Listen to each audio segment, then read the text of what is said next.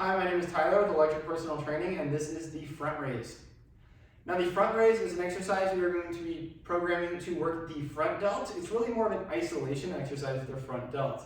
You can think of it similarly how a fly is to the chest as the front raise is to the front delt.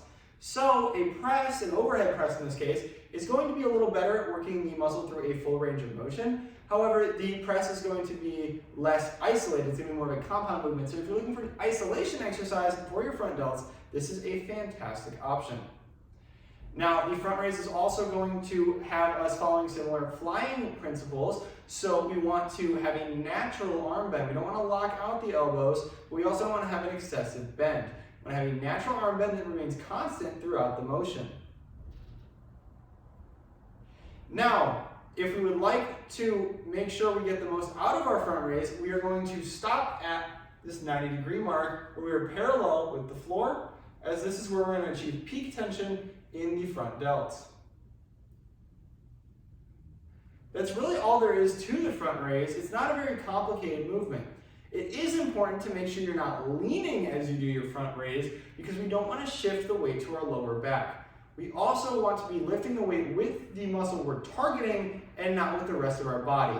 Typically, your shoulder raises are going to be among your lightest exercises, and so as soon as any other muscles chip in, it's going to become very easy with the weight you're using for your shoulders. So we want to make sure we're keeping good form so that we're using the muscles we want to and not the other muscles that can help out but aren't being targeted.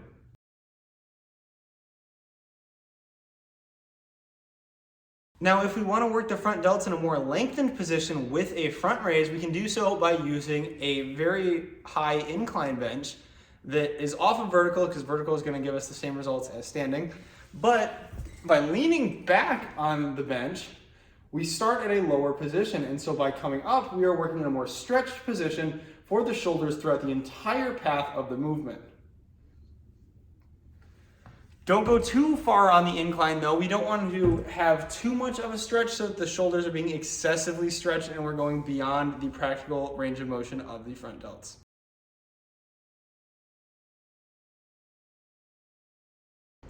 Now, if we want to maximize the potential of the front raise, we can do so using a cable setup.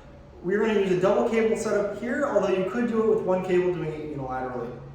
We are going to set the cables on the floor, and we are going to take a step out so that we get a more lengthened position at the bottom, but still get the full range of motion that we wouldn't get on the incline bench. This will look very similarly to our low to high fly. However, the main difference being the angle of the cable anchors to my arm so that this motion is more vertical, whereas a low to high fly would be a little bit more horizontal to get more upper chest involvement. We're coming up all the way to parallel with the floor and back down. We can get even more of a stretch. Just note there are diminishing returns with how many steps you take. I don't recommend more than 1 or 2. However, this approach will allow us to get a full range of motion over the front raise. And that's about going to wrap it up for this one. Thank you so much for watching. If you like this content and want to see more fitness content from EPT, go ahead and subscribe here for more videos, as well as on Facebook and Instagram at EPT Evanston. And if you haven't already, check out our free fitness tracking app on the App Store for free, available now.